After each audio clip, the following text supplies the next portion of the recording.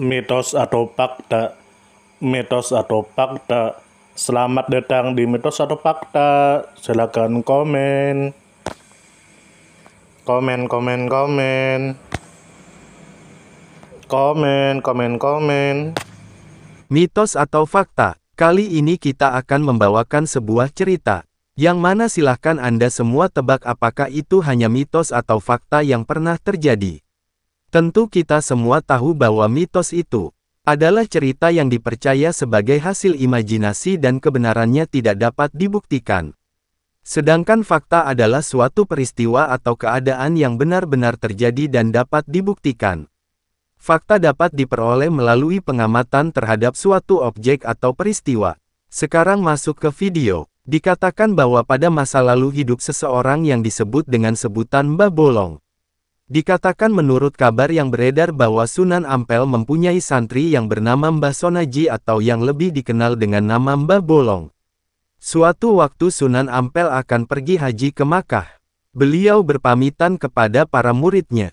Semua muridnya hanya mengiyakan, sedangkan Mbah Sonaji atau Mbah Bolong hanya bisa terdiam bahkan menangis. Dalam tangisnya ia berkata kepada Sunan Ampel, "Kalau saya rindu kepada panjenengan bagaimana guru?" Gurunya menjawab, "Maka itu jauh, ya kirim Fatihah saja ya."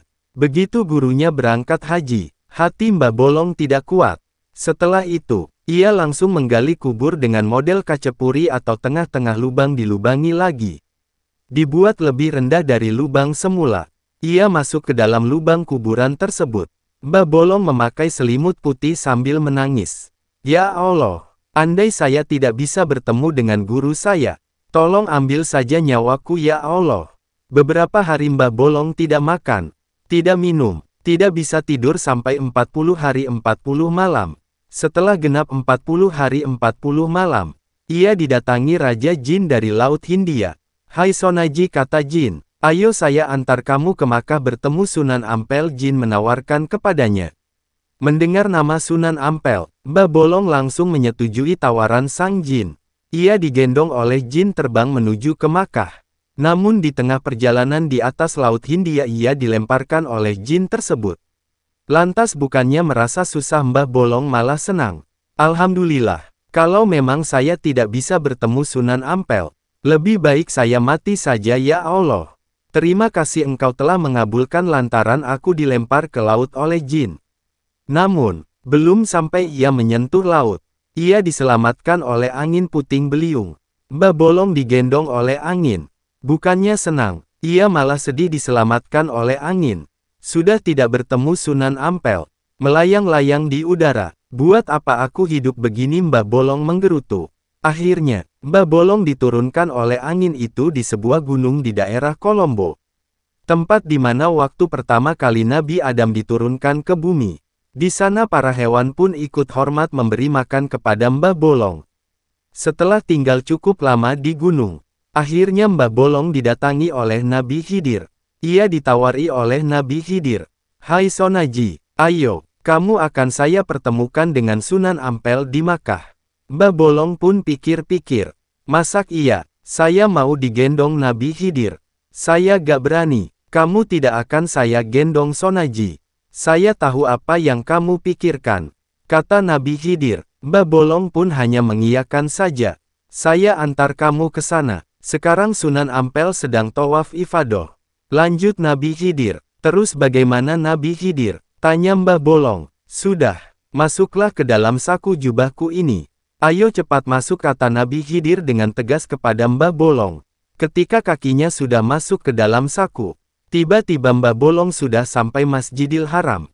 Sesampainya di sana, Nabi Khidir berkata pada Mbah Bolong, "Ini loh, Sunan Ampel, kamu ikuti dia, ikut di belakangnya." Setelah mengikuti tawaf di belakang Sunan Ampel, kemudian Mbah Bolong melakukan sa'i, kemudian tahalul. Baru setelah itu Mbah Bolong menemui dan mendekat kepada Sunan Ampel. Akhirnya mereka bertemu dan berpelukan. Pecah tangis tak bisa dihindari lagi. Sebab perasaan mendalamnya cinta seorang murid kepada gurunya. Mbah Bolong ditanya oleh Sunan Ampel bagaimana caranya ia bisa sampai ke Masjidil Haram. Mbah Bolong hanya bisa menjawab, "Saya diantar Nabi Khidir guru." Sunan Ampel kemudian berpesan kepada Mbah Bolong, "Nanti kalau sudah waktunya pulang, kamu minta diantar lagi ya sama Nabi Khidir." Sebagai murid, Mbah Bolong hanya mengangguk. Setelah selesai tawaf wada, Mbah Bolong menemui Nabi Khidir. "Mbah Nabi Khidir, nanti tolong saya antarkan saya pulang ya.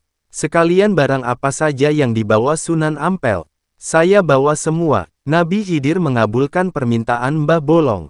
"Sudah, masuk ke sini." Semuanya masuk ke saku, kata Nabi Khidir. Akhirnya Mbah Bolong menuruti perkataan Nabi Khidir. Ia masuk ke dalam sakunya. Ketika keluar dari sakunya Nabi Khidir, tiba-tiba Mbah Bolong dikembalikan ke lubang kuburan yang ia gali sendiri dalam keadaan berbaring dengan memakai pakaian Sunan Ampel yang dibawa ketika berangkat haji.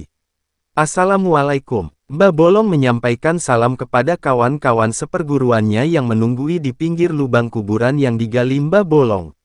"Waalaikumsalam." Kawan-kawannya menjawab dengan ekspresi kaget karena Mbah Bolong tiba-tiba muncul kembali di kuburan setelah lama menghilang dari kuburan. Akhirnya, Mbah Bolong menceritakan perjalanannya ke Tanah Suci kepada kawan-kawannya. Mereka pun menangis terharu. Setelah Sunan Ampel kembali ke rumahnya, para santrinya pun diceritakan apa yang dialaminya di Makkah ketika bertemu Mbah Bolong. Sejak saat itu Mbah Bolong dikenal dengan sebutan Haji Kuburan. Lalu disebutkan menurut kabar beredar yang lain bahwa Mbah Son Haji atau sering disebut Mbah Bolong. Gelar ini bukannya sekadar sebuah olok-olokan karena Son Haji yang merupakan salah seorang murid Sunan Ampel ternyata mempunyai karomah luar biasa. Berdasarkan beberapa literatur, Son Haji berasal dari Hadramaut, Yaman. Dari negeri Yaman Son Haji berangkat ke Tanah Jawa pada 1417 Masehi bersama beberapa saudaranya yang sesama habaib, seperti Sayyid Robi Nur dan Sayyid Ahmad Fakih Mbah Kaliagung Tirem Gresik Van, Sayyid Silbani Wels Blado dan Sayyid Laduni Kebagusan Jeporo.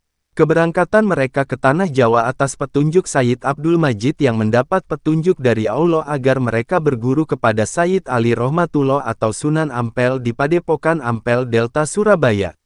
Karomah yang dimiliki Son Haji terlihat saat pembangunan Masjid Agung Sunan Ampel, di mana masjid yang dibangun dengan gaya arsitektur Jawa kuno dan China ini selesai dirampungkan pada 1421 Masehi. Oleh Sunan Ampel, maka Son Haji yang pernah menjadi nahoda kapal ini ditugasi mengatur letak pengimamannya dan arah kiblat Masjid Sunan Ampel. Karena sebagai nahoda Son Haji sangat mungkin memahami ilmu perbintangan dan ilmu falak, termasuk tidak sulit menentukan arah kiblat. Sesuai perintah Sunan Ampel gurunya, maka Son Haji bekerja dengan tekun dan penuh perhitungan jangan sampai letak pengimaman itu tidak menghadap ke arah kiblat. Tapi konon setelah bangunan masjid itu selesai banyak orang yang meragukannya termasuk gurunya sendiri Sunan Ampel. Apa betul letak pengimaman masjid ini menghadap kiblat? Demikian tanya orang yang meragukan pekerjaan Son Haji. Namun Son Haji tidak marah atas semua perlakuan orang yang merendahkannya.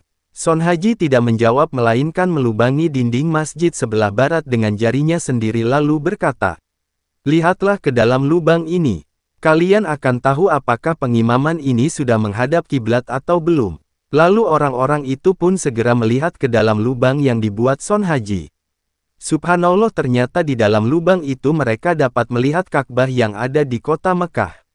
Orang-orang pun mulai kagum. Sejak itu mereka tidak berani menganggap remeh pada Son Haji dan kemudian pemuda ini mendapat julukan Mbah Bolong. Makam Son Haji atau Mbah Bolong ini terletak di muka Masjid Agung Sunan Ampel. Bagaimana menurut Anda semua? Apakah cerita di atas adalah mitos dan cerita sebelum tidur atau memang fakta yang pernah terjadi? Silahkan tulis di kolom komentar. Tidur, tidur. Tidur, tidur. Ayo kita tidur. Mitos atau fakta? Mitos atau fakta? Selamat datang di Mitos atau Fakta. Silakan komen. Komen.